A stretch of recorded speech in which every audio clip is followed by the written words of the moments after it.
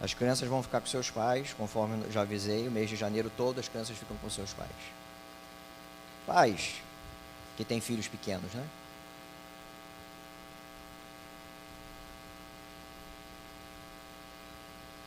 Alguns não sabem ler. Abra a Bíblia e mostre para ele o texto.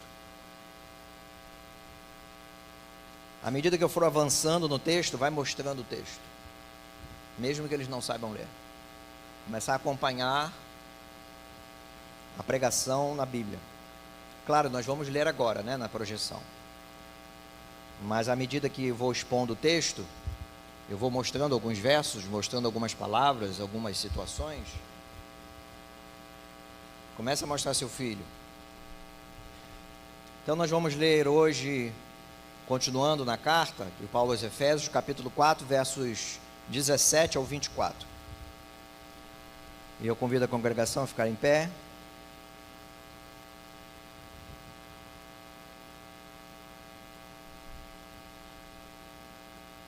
As crianças também.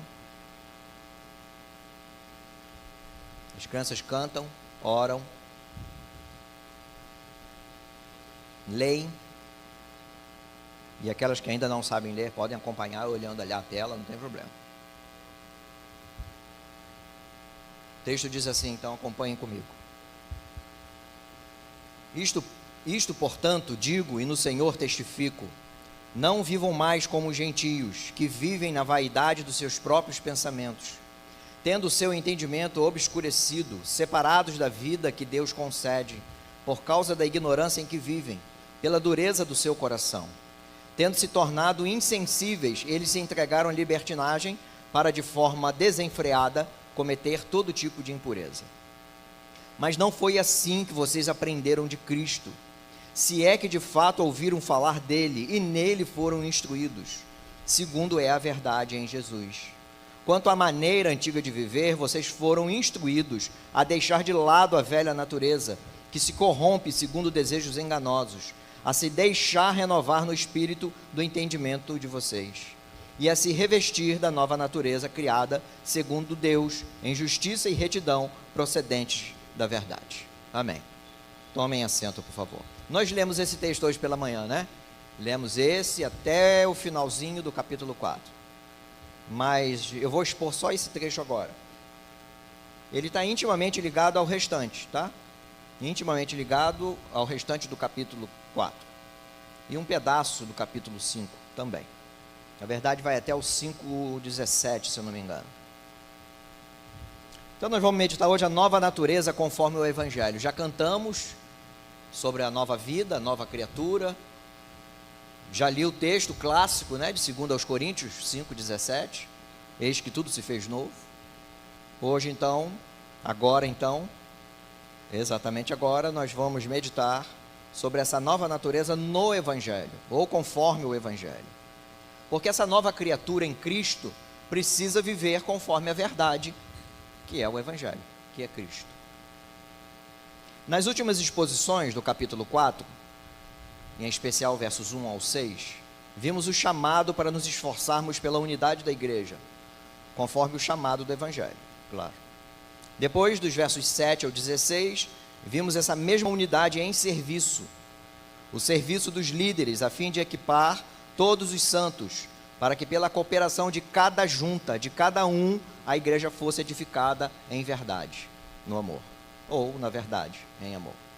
Agora Paulo, ainda conectando ao modo digno do Evangelho, que está lá no capítulo 4, verso 1, ele muda de assunto, ele introduz um assunto, na verdade, que vai até o 5:16, é sobre a nossa necessária e inescapável santidade.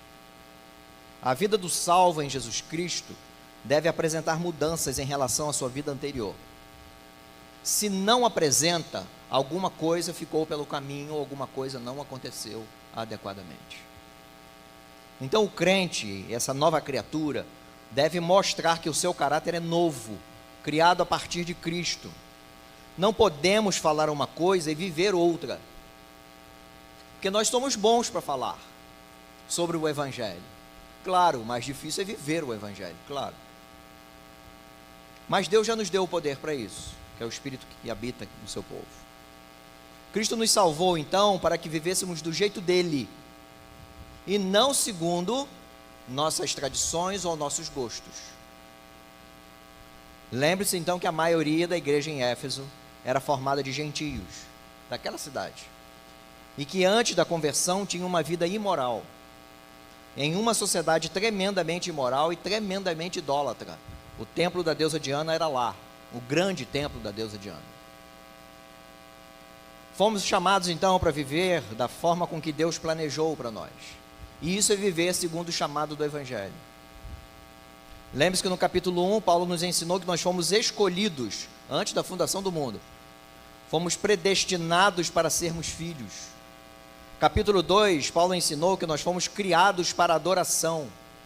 E no capítulo 3 ensinou que a igreja anuncia a sabedoria de Deus em seus propósitos. Então tem um modo de viver determinado por Deus, escolhido por Deus, e não conforme nossa vontade. Mesmo que tenhamos 300 anos de crente, o padrão é sempre Cristo. Então, a partir dessa sessão, a partir de hoje, desses versos que nós lemos, as doutrinas ensinadas são colocadas em práticas na trilha do Evangelho, em relação à santidade. Nós já vimos unidade da igreja e vimos o serviço na igreja. Agora a gente vai ver santidade, até o capítulo 5, 16. Ou seja, as doutrinas ensinadas por Paulo vão se mostrar em atitudes concretas. É a fé vista de modo concreto. É a fé evangélica vista na prática. E isso ficará mais claro na próxima exposição, em que nós continuaremos no capítulo 4, a partir do verso 25. Hoje, então, ele vai fazer a base, para depois ele listar essas coisas todas. É a nossa meditação, então, de hoje. Por que vivemos assim? Por que devemos viver assim? Porque a nova criatura vive, então, a partir de Cristo. Vamos meditar, então, dos versos 17 ao 19. Paulo começou a sessão testemunhando diante de Cristo. Ele diz: isto, portanto, digo, e no Senhor testifico, é para dar autoridade ao que ele está falando, ao que ele está pedindo, ordenando, na verdade. Então ele está chamando a autoridade de Jesus para dizer aos crentes de Éfeso que não vivessem mais como gentios. E a palavra gentio aqui tem a ideia, a conotação de não povo de Deus. Não vivam como aqueles que não são de Deus. Não vivam como os incrédulos, aqueles que não fazem parte do Evangelho. Paulo já tinha usado a expressão gentios no capítulo 2, a partir do verso 11, capítulo 1 também, para falar aos gentios da igreja, porque ela era formada na sua maioria por gentios, justamente porque eles não eram povo antes do Evangelho, mas em Jesus passaram a ser povo, passaram a ser família de Deus, conforme a gente já viu no capítulo 2, verso 19. Então, depois que ele explicou à igreja, vocês que não eram povo de Deus, agora são povo de Deus, família de Deus, têm um Pai celestial, fazem parte das promessas de Deus. Então agora ele usa a palavra gentio para mostrar, para falar à igreja de gentios, em sua maioria, que essa expressão agora é para aqueles que não creem no Evangelho, para aqueles que não são povo de Deus, aqueles incrédulos, os pagãos. Não vivam conforme a vida dos pagãos, conforme vocês eram antes. O apóstolo então está dizendo para não viverem como eles. A cidade de Éfeso era extremamente idólatra, eu já falei sobre isso. Havia um grande templo, era considerado uma das grandes maravilhas de construções da época. Um grande templo de adoração a Diana. A cidade era grande, tinha um comércio desenvolvido, muita gente passava por lá, muita imoralidade também. Esses gentios da igreja, esses membros da igreja já tinham vivido isso. E Paulo está dizendo assim: vocês não podem mais viver como viviam antes, porque agora vocês são novos. A vida deles não combina com a de vocês. É isso que Paulo está dizendo. E ele vai fazer um contraste, ele, Paulo, apóstolo, vai fazer um contraste entre a vida dos ímpios e a vida dos crentes. Pois há de ter diferença, aquela época e hoje. Não pode viver igual ao mundo. E mundo aqui, tudo que se rebela contra Deus, tá? Não é a criação, não. Tudo que se rebela contra Deus, todo sistema, ideologia contrária a Deus. É isso é o mundo. E a diferença está no Evangelho. A diferença está na verdade. A diferença está em Jesus. Nossos comportamentos, e eu já vou abordar sobre isso, nossos comportamentos, nossas atitudes, nossos pensamentos, nossa fala, eles não são diferentes só porque nós inventamos que devem ser diferentes. Eles devem ser diferentes segundo um padrão, o Evangelho. Ainda no verso 17, e já no 18, Paulo diz por quê. Por que a vida dos crentes não pode ser mais como a dos incrédulos pagãos ímpios? E ele vai discorrer sobre a vida dos ímpios. Porque os pagãos tinham a mente obscurecida. Seus pensamentos eram fúteis, está em vaidade na sua Bíblia. Viviam separados de Deus. A mente deles era obscurecida, e qualquer pagão incrédulo, a mente é obscurecida, porque Satanás lhes venda os olhos. E Paulo diz isso na carta aos Coríntios, segunda carta, capítulo 4, verso 4. O Deus deste mundo cegou o entendimento dos descrentes, para que não lhes resplandeça a luz do Evangelho da glória de Cristo. Por isso tem a mente nas trevas, por isso tem o coração endurecido, o coração nas trevas. Os pagãos, os incrédulos eram assim porque viviam na ignorância. E aqui ignorância não é sobre não ter estudado, não. É ignorância em relação à vontade de Deus, em relação ao Evangelho. Não conheciam o Evangelho e eram ainda de coração duro, coração empedernido, petrificado.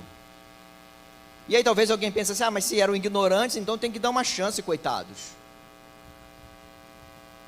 Mas Paulo logo em seguida diz que são um coração duro, não querem o Evangelho, se rebelam ao Evangelho. E derruba então a possível ideia do coitadismo, tão presente na nossa sociedade, na nossa, não naquele tempo. A nossa sociedade brasileira vive de coitadismo, em todos os aspectos, inclusive religioso e evangélico. Então esses incrédulos, esses pagãos, tinham a mente nas trevas, eram brutos, endurecidos, cheios de vaidade.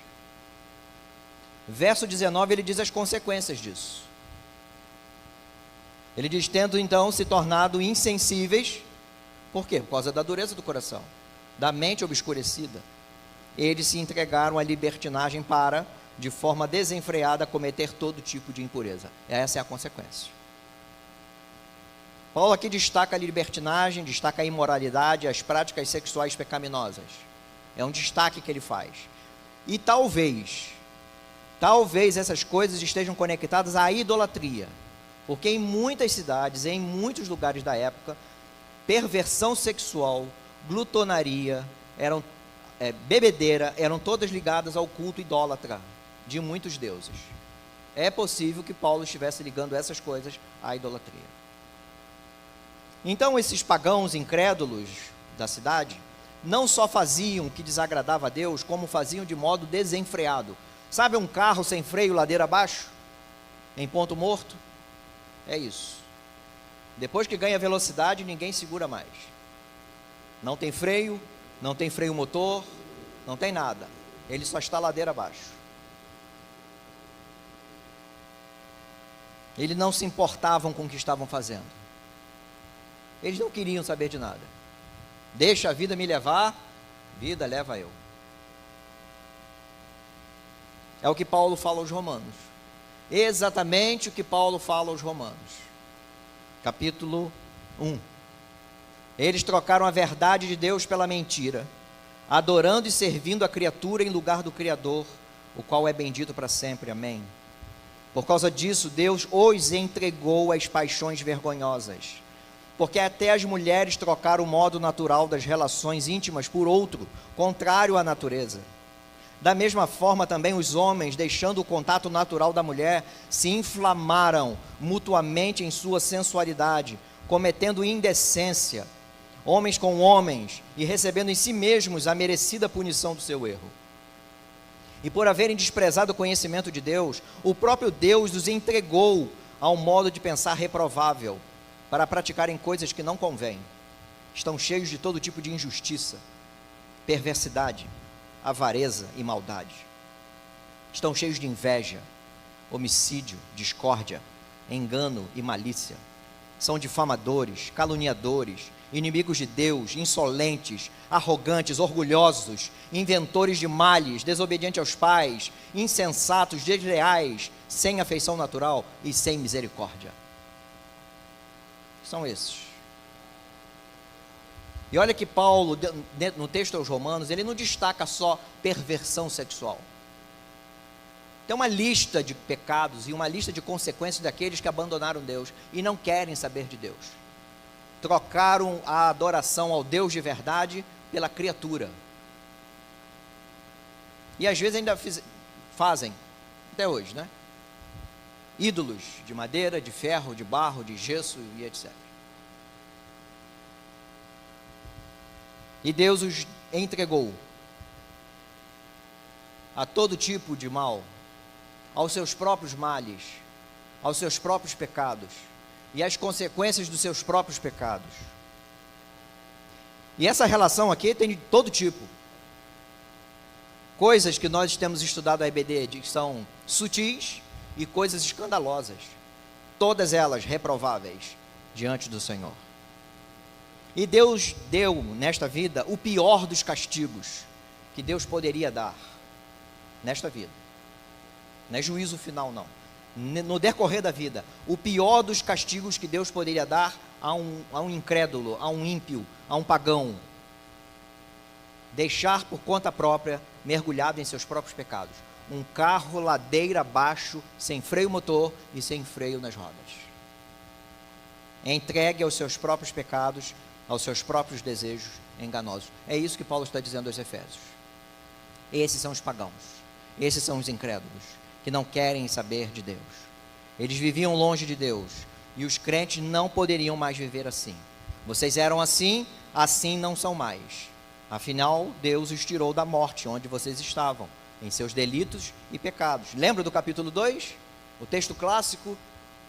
E ele lhes deu vida quando vocês estavam mortos em suas transgressões e pecados, nos quais vocês andaram noutro tempo, segundo o curso deste mundo, segundo o príncipe da potestade do ar, do espírito que atua nos filhos da desobediência. Entre eles também nós todos andamos no passado, segundo as inclinações da nossa carne, fazendo a vontade da carne e dos pensamentos, e éramos por natureza filhos da ira, como também os demais. Os crentes da igreja em Éfeso já tinham passado por isso, assim como nós já passamos. Então, já tinham vivido essa vida que Paulo está abordando até aqui. Não poderiam mais, porque saíram do necrotério e ganharam vida. Foram ressuscitados para um reino de justiça. Então tem que andar conforme o reino de justiça.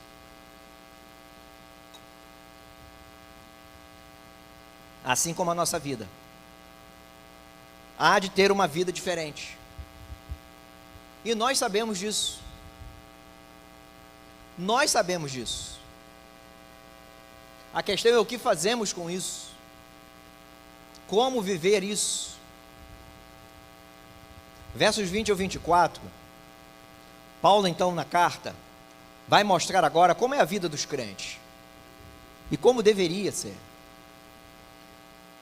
Olha o que começa o verso 20, dá uma olhadinha na sua Bíblia. Começa com uma conjunção adversativa. O que eu falei hoje pela manhã? Todas as vezes que tiver uma conjunção adversativa no texto bíblico, presta atenção. Tem um contraste, tem algo que precisa ser destacado. Tem um mais aí. Mas não foi assim que vocês aprenderam de Cristo. Vocês não aprenderam isso, igreja em Éfeso, que eu discorri do 17 ao 19. Não foi isso, igreja Monte Moriá, que vocês aprenderam de Cristo, o que está escrito dos versos 17 ao 19. Nós aprendemos de Cristo outras coisas. É diferente, a vida é diferente. É um contraponto, então, com a vida dos ímpios, dos pagãos e a vida dos crentes. Então, diante do que o apóstolo Paulo falou sobre imoralidade, libertinagem desenfreada, os crentes agora ele mostra que não é desse tipo, e ele vai explicar por quê. Antes ele explicou por que os pagãos viviam daquele jeito que viviam.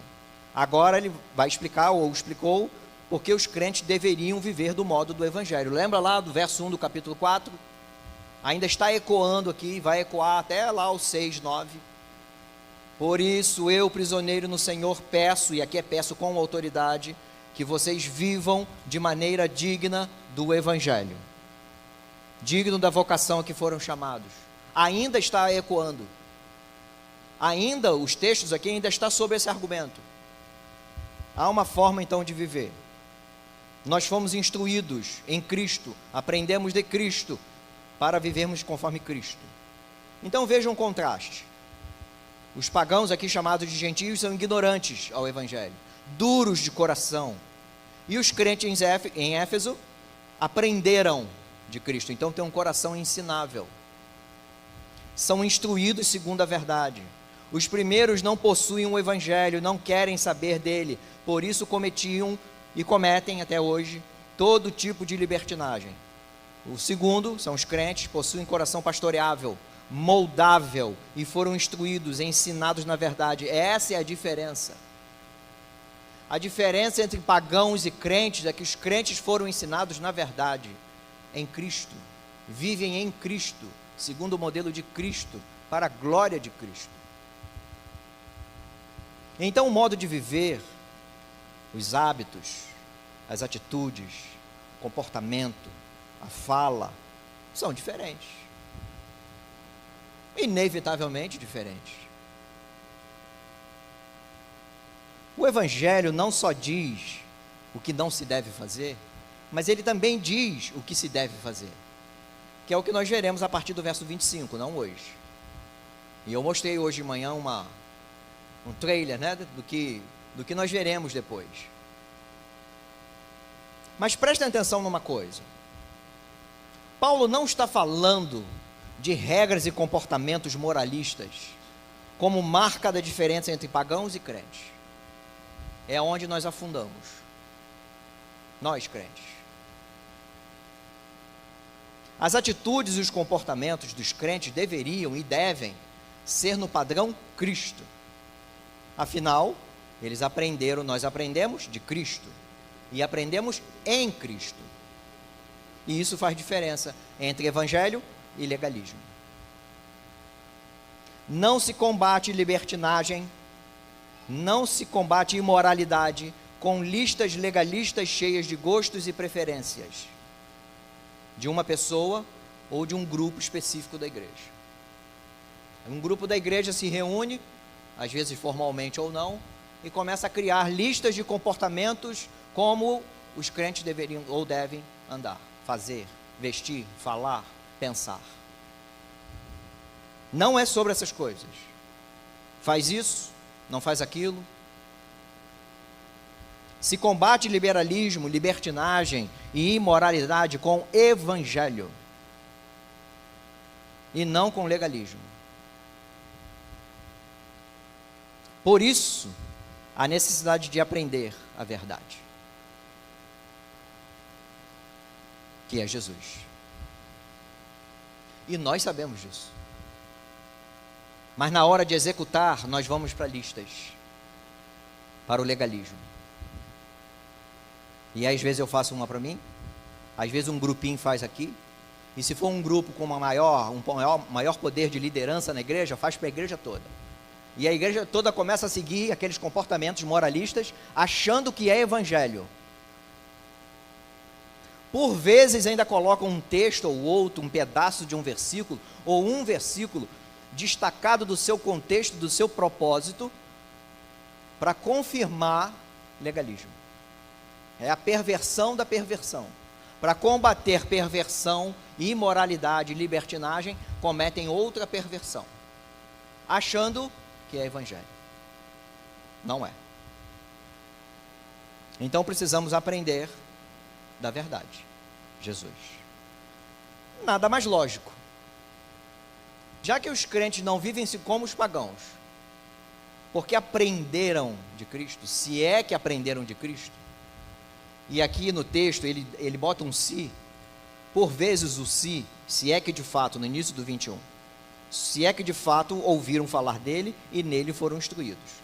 Às vezes a partícula se dá a ideia de dúvida, e às vezes dá a ideia de confirmação. E aqui eu tenho dúvida. Se é dúvida de Paulo, ou trazendo a dúvida, ou se é de confirmação. Porque caberiam as duas aqui. Difícil dizer. Já que vocês aprenderam de Cristo, faça assim. Se é que vocês aprenderam de Cristo, então vivam assim. Pode ser as duas, neste caso. Então, nada mais lógico do que aprender da palavra de Deus. Por isso Deus revelou sua vontade. Vocês todos nós temos nas mãos uma Bíblia no mínimo. Alguns têm muitas Bíblias.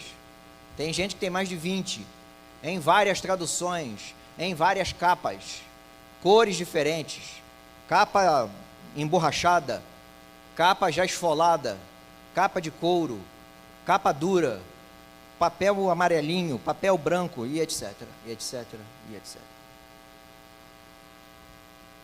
Deus revelou sua vontade para que soubéssemos como viver de modo digno do Evangelho. Vejam que o padrão não é conforme o padrão humano, é conforme o padrão de Deus, Cristo.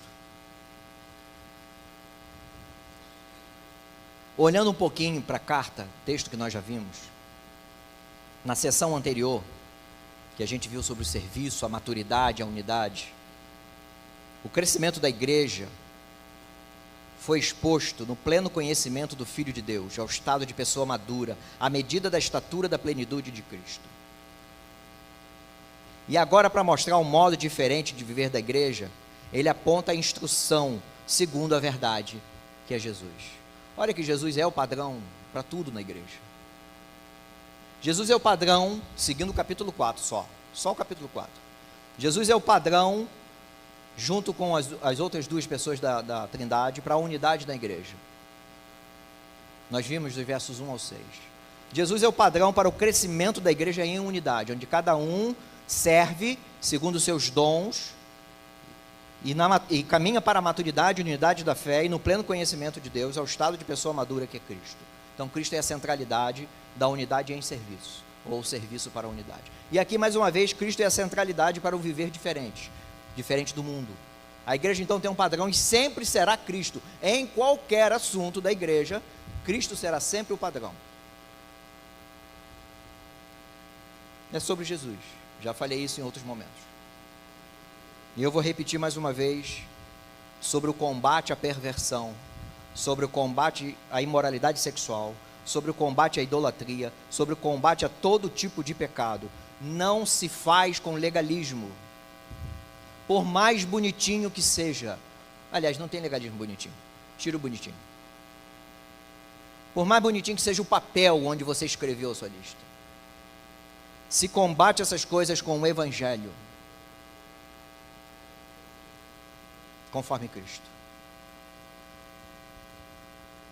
Então, já que há um modo de viver, que é segundo Cristo, versos 22 ao 24, então, Paulo vai dar instruções, o início das instruções, tá? Ele vai detalhar essas instruções a partir do 25, mas ele dá a base dessas instruções, porque tudo que ele vai falar do 25 em diante, até o 5,16, está fundamentado nisso que ele vai dizer agora, ou que ele já disse, né, à igreja. Ele lembrou então que havia uma maneira antiga de viver, ele já falou sobre isso. O texto que nós lemos, 2 Coríntios 5,17, fala disso. A maneira antiga de viver passou, ela morreu pelo Evangelho, foi morta pelo Evangelho, crucificada com Cristo. Agora é uma nova criatura, tudo se fez novo. Então ele lembrou a igreja em Éfeso que havia uma maneira antiga de viver, aquela em que todos estavam mortos em seus pecados, já citados em Efésios capítulo 2. Ele diz assim então no 22, quanto à maneira antiga de viver, vocês foram instruídos. Olha de novo, o conhecimento em Cristo, o conhecimento sobre Cristo, o conhecimento vindo de Cristo é que faz essas coisas. Vocês já foram instruídos a deixar de lado a velha natureza, que se corrompe segundo desejos enganosos. É necessário deixar de lado, deixar para lá, abandonar esse modo de vida que cabia, que fazia parte de uma vida sem o Senhor. O verbo aqui, deixar de lado, ou despir-se, a ideia de tirar uma roupa suja, velha, maltrapilha, corroída, velha, já maltrapilha, deixar esta roupa, tirar esta roupa. Esse verbo está na voz médio-passiva no grego. Então ele significa que tem uma ação sua, que volta para você, e tem uma ação externa também. É dupla. Então tem um poder de Deus sobre nós para a santificação, e é o poder do Espírito.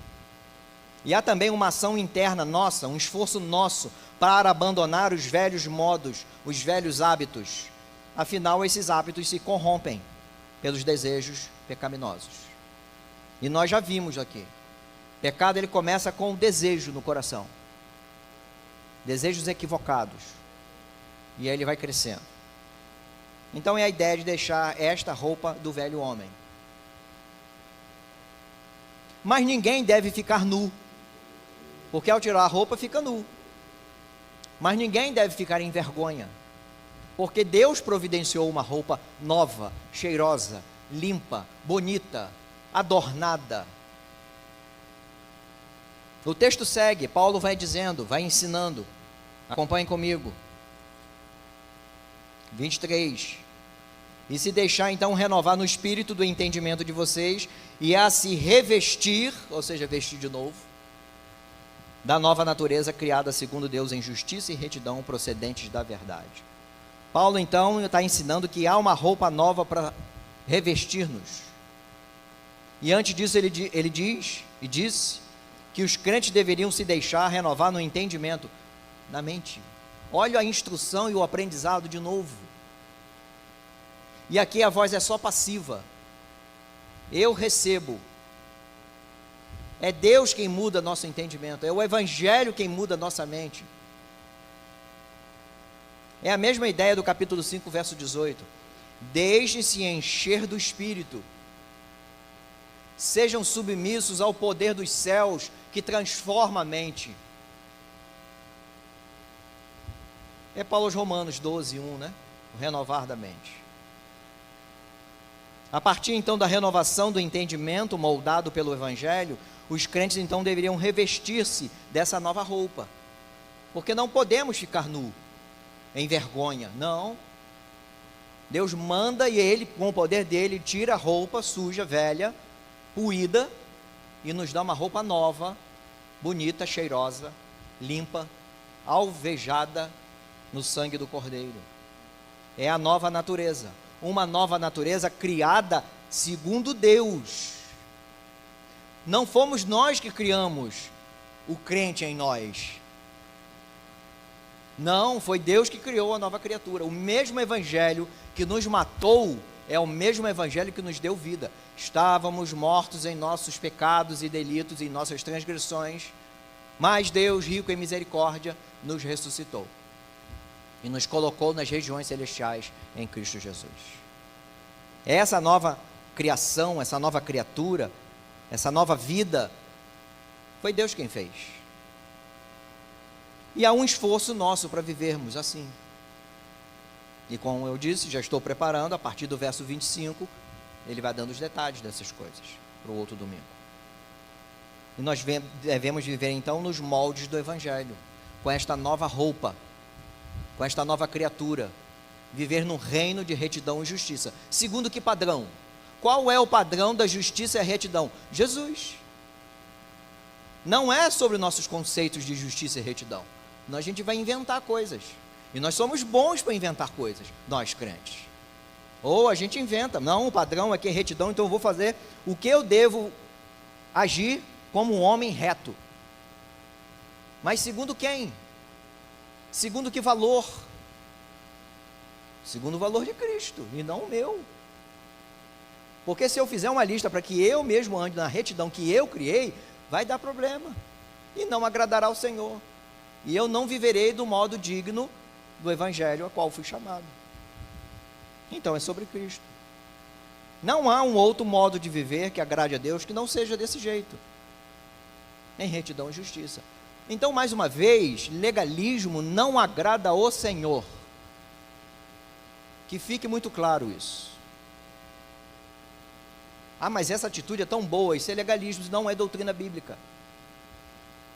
Viver em retidão e justiça é segundo Cristo. Não há outro modo de agradar ao Senhor. Precisamos nos revestir do Evangelho todos os dias. O que nós estudamos hoje pela manhã? Crentes precisam do Evangelho. E eu falei pela manhã, vou falar agora, porque nem todos estavam pela manhã. Eu não programei o estudo da IBD com a pregação de hoje, para ficar certinho, um assunto complementando o outro. Não programei. Foi providência de Deus. O livro, 2 domingos nós fizemos o capítulo 3, então atrasou um pouquinho. E eu estou fazendo a sequência da carta, caiu exatamente o texto do capítulo 4 de hoje, em que corrobora a pregação de hoje, e a pregação de hoje corrobora o estudo da manhã. Deus está nos ensinando, em dose dupla, a vivermos conforme a vontade dEle. E nós queremos isso. Eu sei que todos nós queremos isso. Cada um aqui presente quer viver conforme a vontade do Senhor. A questão é quando a gente começa a executar isso. Nós não buscamos os padrões das Escrituras. Nós criamos padrões para vivermos essas listas que eu sempre falo, que se chama legalismo. Tão perversa quanto o liberalismo. Algumas aplicações, 2 na verdade, para a gente pensar, aprender, meditar. Enquanto estiver lanchando à noite, agora à noite, em casa ou eu sei lá onde, debata sobre isso. Na mesa de casa ou na mesa lá da lanchonete, da pizzaria, onde você vai, não sei. Já teve gente que gostou da ideia, né? Se não estava programado, está aí a ideia. Se estava programado, siga seus planos. Primeira coisa, vistam-se continuamente da nova natureza que Deus já fez em você. Vista-se continuamente da nova natureza que Deus já fez. Se quiser, e aqui não é o já que, é de dúvida, tá? Se você quiser viver de modo do Evangelho que agrade a Deus, viva em retidão e justiça. O texto de Paulo aos Romanos, no capítulo 12, que eu fiz menção, vou ler agora. Não vivam conforme os padrões deste mundo. E essa parte nós sabemos. Não, viver como o mundo? De jeito nenhum. Mas deixem que Deus os transforme pela renovação da mente. É Deus quem transforma.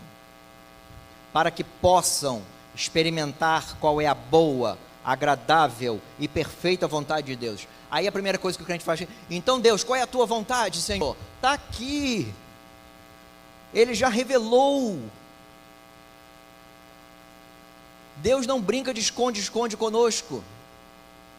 Se Ele quisesse fazer isso, Ele não revelaria nada.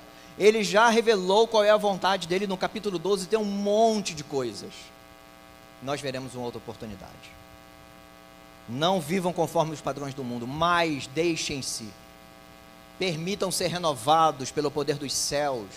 Olha, casa direitinho com o texto dos Efésios. É o mesmo Espírito que inspirou, e é o mesmo autor, Paulo. Renovação da sua mente, para então experimentar. É a mente renovada em Cristo que experimenta a vontade de Deus. Viver em justiça e retidão. E a Bíblia está cheia de orientações de como nós devemos viver nas mais diversas situações. A mente então deve estar cativa ao Evangelho, para que os modos, os hábitos e os comportamentos sejam diferentes do mundo. Sim, tem que ser. Paulo já disse isso aqui aos Efésios. E queridos, é uma batalha. E é uma batalha espiritual na mente, sim. Mas as armas da perseverança já foram dadas. É o capítulo 6 da carta aos Efésios. A armadura de Deus. Já nos foram dadas as armas para a luta. Uma nova vida, e a gente sempre fala, e nós gostamos de falar, e está certo, mas não é só isso. Uma nova vida não é só sobre a salvação, a regeneração. Não, eu sou salvo. Então a nova vida é isso, eu estou salvo. E está salvo, sim, mas você ainda não foi assunto aos céus. E daí? Como é que agora a sua vida é de salvo? Então, uma nova vida é também sobre uma visão de mundo, segundo o Evangelho. Sobre todos os assuntos deste mundo, que devem ser vistos e olhados com os óculos do Evangelho.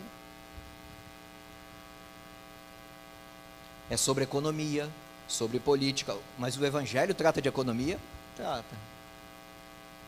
Trata de política, de governo, de família, filhos, pais, estudo, trabalho, sexo e etc.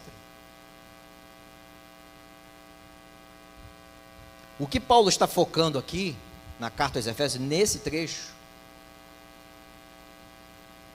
é que, se não estiver nada sobre idolatria, mas pode ser que tenha alguma coisa sobre idolatria, ele está tratando sobre como nós devemos ver e como nós devemos desfrutar do sexo de modo diferente do mundo. Então, de que modo é? Segundo o Evangelho, segundo as Escrituras. E se estiver conectado com a idolatria, vai nos ensinar como é que nós devemos adorar. Segundo quem? Minha vontade, meus achismos e os cursos que eu fiz? Não, segundo as Escrituras. Não se protege a mente, não se protege o corpo, nem a fala de adolescentes e jovens, adultos ou idosos, seja em qualquer assunto, se não for pelo Evangelho. O que nos leva à segunda aplicação, estão conectadas, uma é dependente da outra. Então a primeira, revistam-se dessa nova criatura continuamente, se quiser agradar ao Senhor. E se um crente disser que não quer agradar ao Senhor, eu vou duvidar se é crente.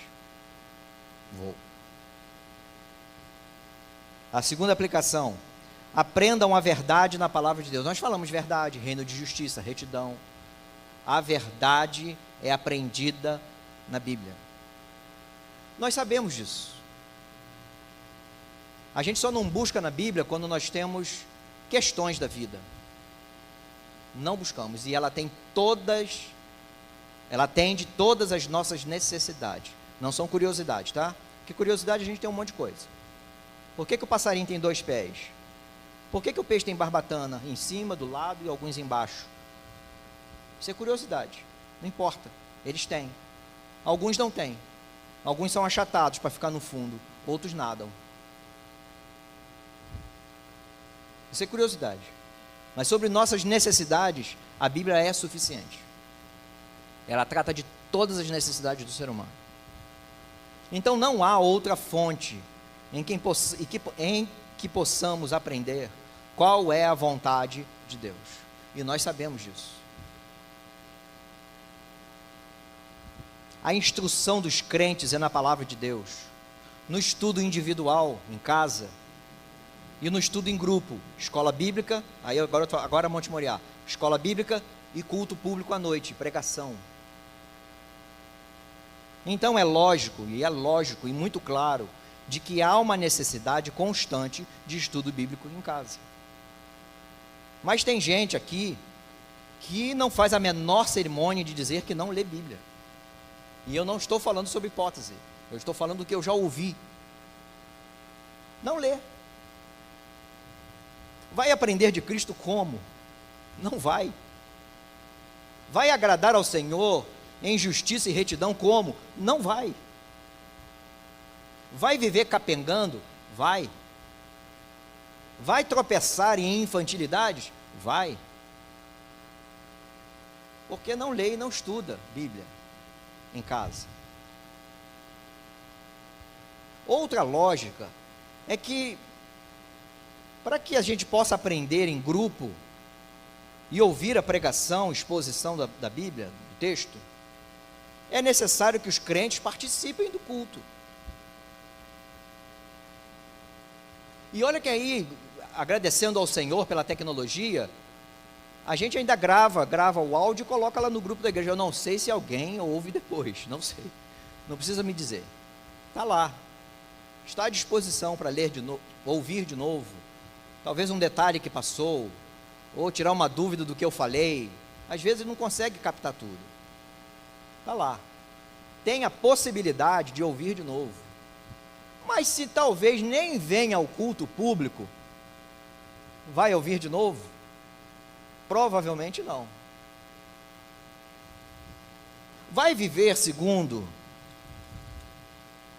de maneira digna da vocação a que foi chamado? Duvido. Eu não estou falando da falta esporádica por necessidade, não é isso. Eu estou falando da falta costumeira, aquela rotineira, vem a cada 2 meses. Vai aprender onde? Com quem? Não vai. E se não vem ao culto público, tenho minhas sérias dúvidas se estuda em casa. Porque em casa a gente relaxa primeiro. Quando o crente começa a se afastar, ele relaxa em casa primeiro. Não ora, não lê Bíblia, não eleva os pensamentos a Deus, aí ele começa a se ausentar do meio do povo. Se ausenta 2 semanas seguidas, daqui a pouco 1 mês, 6 meses, e aí some, e não quer voltar. Mesmo quando procurado, não quer voltar. Não acontece de um dia para o outro. Acontece em doses homeopáticas. Porque vai abandonando a instrução de Cristo.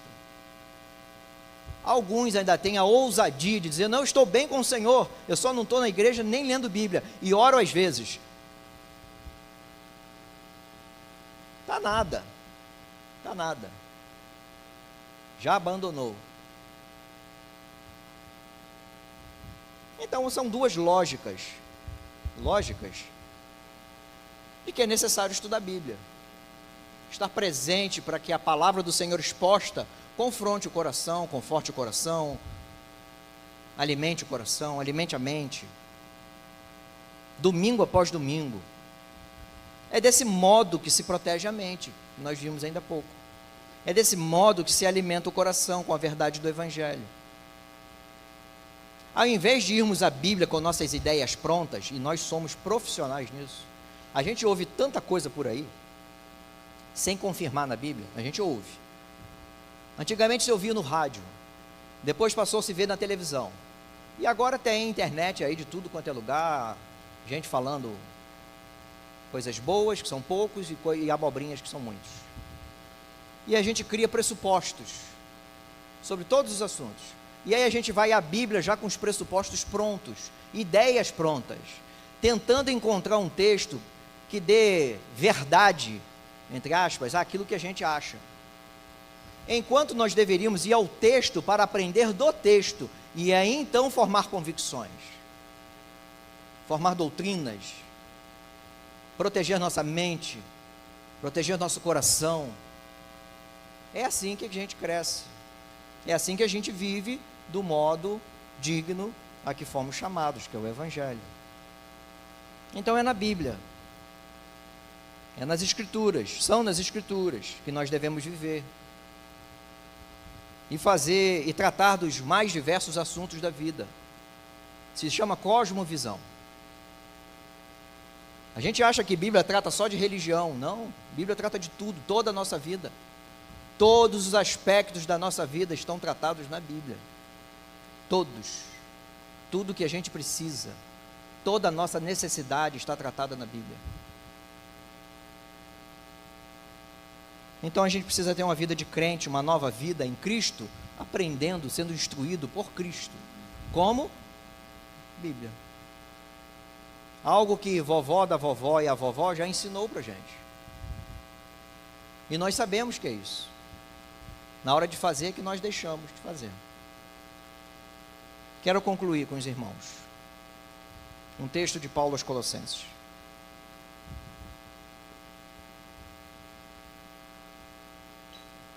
Portanto, se vocês foram ressuscitados, e aqui a ideia de já que, portanto, se vocês foram ressuscitados juntamente com Cristo, busquem as coisas lá do alto, onde Cristo vive, assentado à direita de Deus.